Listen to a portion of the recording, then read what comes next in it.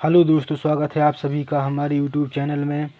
और दोस्तों, आज के इस वीडियो में हम बात करने वाले हैं जीके से रिलेटेड मोस्ट इम्पोर्टेंट 15 क्वेश्चंस के बारे में। तो दोस्तों, वीडियो बहुत इम्पोर्टेंट होने वाली है, तो प्लीज़ दोस्तों वीडियो को पूरा एंड तक देखिएगा, बिल्कुल भी स्किप मत कीजिएगा। और दोस्तों, अगर आपने अब तक हमारे यूट्यूब चैनल सब्सक्राइब नहीं किया है तो दोस्तों हमारे चैनल सब्सक्राइब कर लीजिए और बेल आइकन को प्रेस कर लीजिए। तो दोस्तों, स्टार्ट करते हैं वीडियो को। तो यहाँ पे दोस्तों पहला क्वेश्चन दिया गया है, ज्ञानपीठ पुरस्कार की शुरुआत कब की गई थी? तो दोस्तों इसका सही आंसर हो जाएगा ऑप्शन डी, यानी कि 1965। ठीक है दोस्तों। अब दोस्तों यहाँ पे जो याद रखने वाली बात है कि दोस्तों जो ज्ञानपीठ पुरस्कार है, इसकी जो स्थापना हुई थी वह 1961 में हुई थी, जबकि दोस्तों यह इसे पहली बार 1965 में दिया गया था। ठीक है दोस्तों। तो दोस्तों अगर क्वेश्चन आता है कि ज्ञानपीठ पुरस्कार की शुरुआत कब की गई थी, तो आपका आंसर होगा 1965 ईस्वी में। और अगर क्वेश्चन आता है कि ज्ञानपीठ पुरस्कार की स्थापना कब हुई थी, तो आपका आंसर होगा 1961। तो दोस्तों दोनों ही बातें आपको अच्छे तरीके से याद रखना है। ठीक है। इसके बाद दोस्तों अगर हम बात करें ज्ञानपीठ पुरस्कार की, तो दोस्तों जो ज्ञानपीठ पुरस्कार है यह साहित्य के क्षेत्र में दिया जाने वाला भारत का सर्वोच्च पुरस्कार है। ठीक है। तो दोस्तों यह भी आपको याद रखना है, ज्ञानपीठ पुरस्कार साहित्य के क्षेत्र में दिया जाने वाला भारत का सर्वोच्च पुरस्कार है। इसके बाद दोस्तों अगर हम बात करें जो ज्ञानपीठ पुरस्कार है, इसे हमारा जो भारतीय संविधान है, तो दोस्तों हमारे संविधान की जो 8वीं अनुसूची है, संविधान की 8वीं अनुसूची में जो 22 भाषाओं का वर्णित की गई हैं, तो दोस्तों इन सभी 22 भाषाओं में जो साहित्य लेखन के लिए ज्ञानपीठ पुरस्कार दिया जाता है। ठीक है। तो दोस्तों यह भी आपको याद रखना है कि ज्ञानपीठ पुरस्कार संविधान की 8वीं अनुसूची में दी गई 22 भाषाओं में दिया जा सकता है। ठीक है दोस्तों, तो आपको याद रखना है। इसका सही आंसर हो जाएगा ऑप्शन डी, यानी कि 1965। इसके बाद दोस्तों क्वेश्चन नंबर 2 है, भारतीय संविधान की 6ठी अनुसूची किन 4 राज्यों में अनुसूचित क्षेत्रों और अनुसूचित जनजातियों के प्रशासन और नियंत्रण से संबंधित है? तो दोस्तों इसका सही आंसर होगा ऑप्शन ए, यानी कि असम, मेघालय, त्रिपुरा और मिजोरम। ठीक है दोस्तों। तो जो भारतीय संविधान की 6ठी अनुसूची है वह असम, मेघालय, त्रिपुरा और मिजोरम इन 4 राज्यों में अनुसूचित क्षेत्रों और अनुसूचित जनजातियों यानी कि एसटी के प्रशासन और नियंत्रण से संबंधित है। ठीक है दोस्तों, यह आपको याद रखना है। अब दोस्तों इसे हम याद रख सकते हैं अमे त्रिमी से। ठीक है, अमे त्रिमी, इस तरीके से आप बस याद रख सकते हैं। आ से हो जाएगा असम, मे से मेघालय, त्रि से त्रिपुरा और मी से मिजोरम। ठीक है दोस्तों। इसके बाद क्वेश्चन नंबर 3 है, अनुसूचित जनजाति एसटी के लिए लोकसभा की सर्वाधिक सीटें किस राज्य में आरक्षित हैं? ठीक है। तो दोस्तों इसका सही आंसर हो जाएगा ऑप्शन बी, यानी कि मध्य प्रदेश। तो दोस्तों मध्य प्रदेश राज्य में अनुसूचित जनजाति यानी कि एसटी के लिए लोकसभा की सर्वाधिक सीटें आरक्षित हैं। और दोस्तों कितनी सीटें हैं? तो दोस्तों 6 सीटें हैं। ठीक है। क्योंकि मध्य प्रदेश में जो है लोकसभा की टोटल 29 सीटें हैं, तो दोस्तों आपको यह भी याद रखना है, मध्य प्रदेश में लोकसभा की टोटल 29 सीटें हैं, जिनमें से 6 सीटें एसटी के लिए आरक्षित हैं। इसके अलावा दोस्तों अगर क्वेश्चन आता है कि हमारे देश में कौन से राज्य में लोकसभा की सर्वाधिक सीटें हैं, तो दोस्तों यह हैं आपके उत्तर प्रदेश में। ठीक है, उत्तर प्रदेश में लोकसभा की 80 सीटें हैं। और दोस्तों अगर क्वेश्चन आता है कि अनुसूचित जाति यानी कि एससी के लिए सबसे ज़्यादा आरक्षित सीटें किस राज्य में हैं, तो दोस्तों यह भी आपकी उत्तर प्रदेश में है। यह 17 हैं। ठीक है, 17 सीटें हैं उत्तर प्रदेश में। तो यह भी आपको याद रखना है। और दोस्तों जितने फैक्ट्स मैं आपको बताता हूँ, तो दोस्तों इन सभी फैक्ट्स को आप नोट डाउन भी कर सकते हैं, क्योंकि दोस्तों इनसे ही बहुत ज़्यादा इंपॉर्टेंट क्वेश्चंस एग्जाम्स में बनते हैं। और दोस्तों अगर आपको हमारा वीडियो अच्छा लग रहा है तो दोस्तों वीडियो को अपने फ्रेंड के साथ में शेयर कर दीजिएगा, वीडियो को लाइक कर दीजिएगा और चैनल सब्सक्राइब भी कर दीजिएगा। चौथा क्वेश्चन यहाँ पे दिया गया है, कोई विदेशी व्यक्ति कितने वर्ष तक भारत में रहने के बाद वह भारत की नागरिकता के लिए आवेदन कर सकता है? तो इसका सही आंसर है ऑप्शन डी, यानी कि 10 वर्ष। तो दोस्तों कोई विदेशी व्यक्ति अगर भारत में 10 वर्ष तक रह लेता है तो वह भारत की नागरिकता के लिए आवेदन कर सकता है। और दोस्तों पहले यह अवधि 5 वर्ष थी, लेकिन दोस्तों अब इसे बढ़ाकर 10 वर्ष कर दिया गया है। ठीक है दोस्तों। इसके बाद क्वेश्चन नंबर 5 है, लोहित तथा दिबांग किसकी सहायक नदियां हैं? तो दोस्तों इसका सही आंसर है ऑप्शन बी, यानी कि ब्रह्मपुत्र नदी।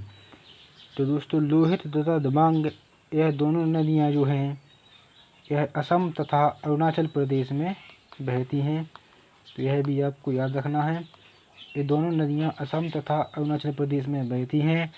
और दोस्तों यह ब्रह्मपुत्र नदी की सहायक नदियां हैं।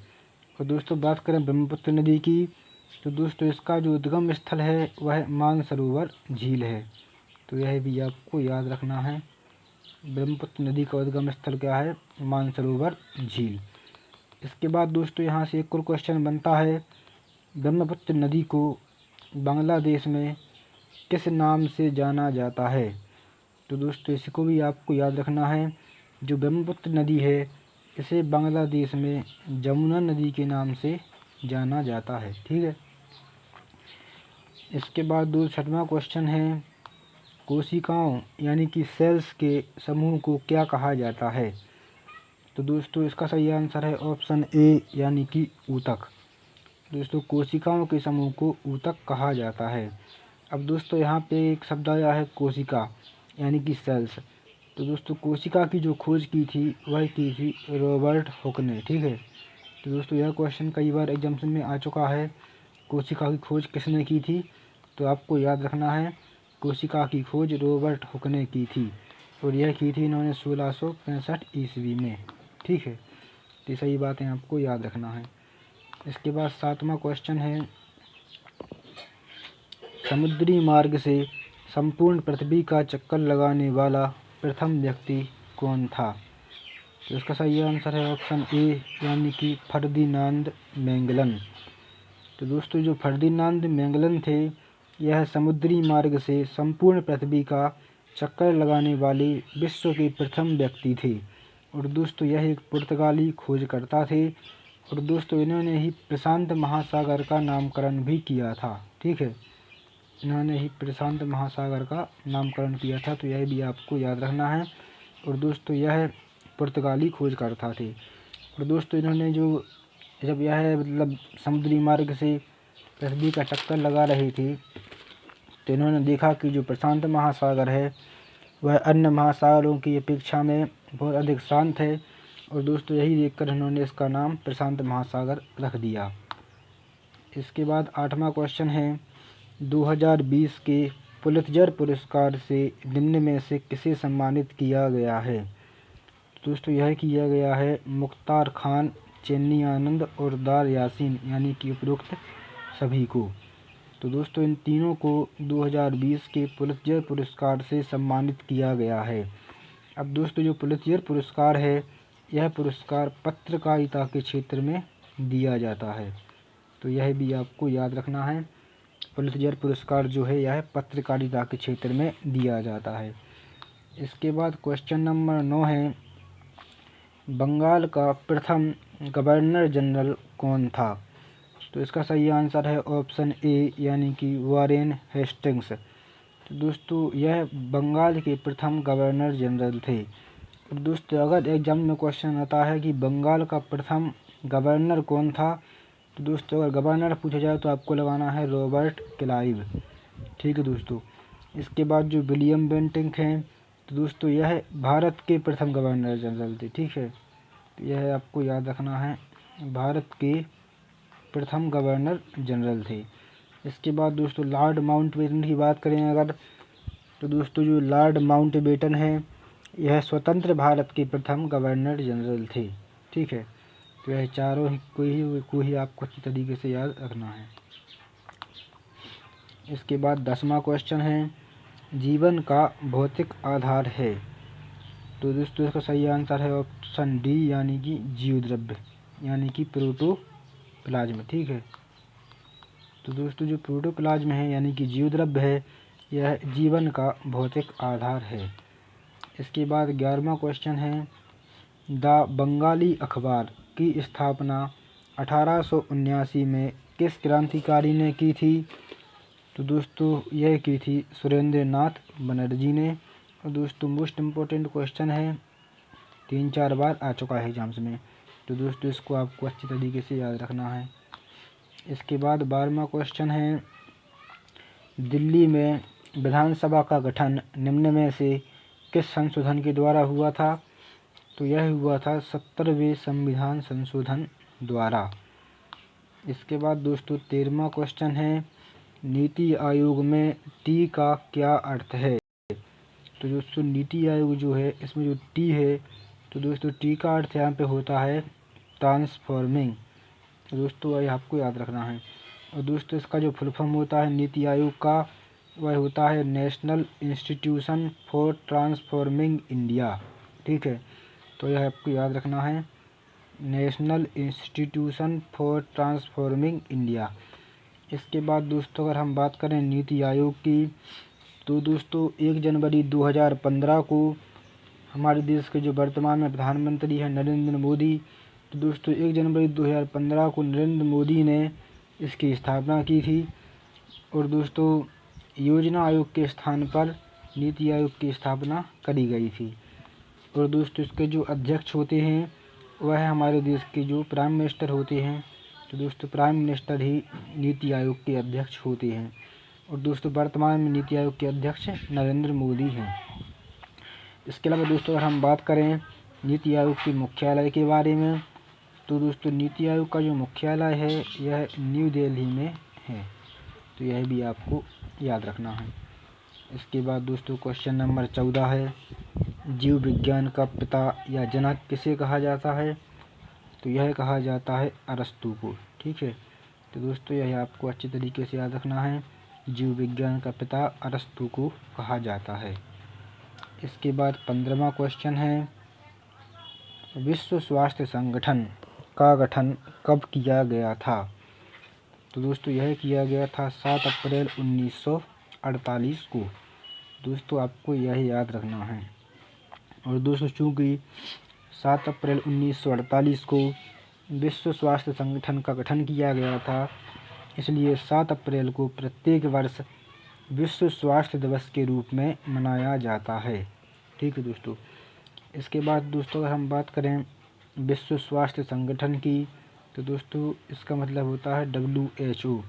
और दोस्तों इसका फुल फॉर्म जो होता है वर्ल्ड हेल्थ ऑर्गेनाइजेशन। और दोस्तों हिंदी में हम इसे बोलते हैं विश्व स्वास्थ्य संगठन। दोस्तों इसकी स्थापना तो हुई 7 अप्रैल 1948 को। और दोस्तों इसका जो मुख्यालय है वह जिनेवा में है। ठीक है, मुख्यालय है जिनेवा स्विट्जरलैंड में। तो दोस्तों यह भी आपको अच्छी तरीके से याद रखना है। तो दोस्तों ये थे हमारे आज के जीके से रिलेटेड मोस्ट इम्पोर्टेंट 15 क्वेश्चंस। दोस्तों उम्मीद है आपको वीडियो पसंद आया होगा। दोस्तों वीडियो पसंद आया हो तो वीडियो को लाइक कर दीजिएगा, अपने दोस्तों के साथ में एवं सभी एजुकेशनल ग्रुप्स में शेयर कर दीजिएगा। और दोस्तों अगर आपने अब तक हमारी चैनल सब्सक्राइब नहीं किया है, सब्सक्राइब कर लीजिए और बेल आइकन को भी ऑन कर लीजिए। दोस्तों मिलते हैं अगली वीडियो में, तब तक के लिए थैंक यू सो मच।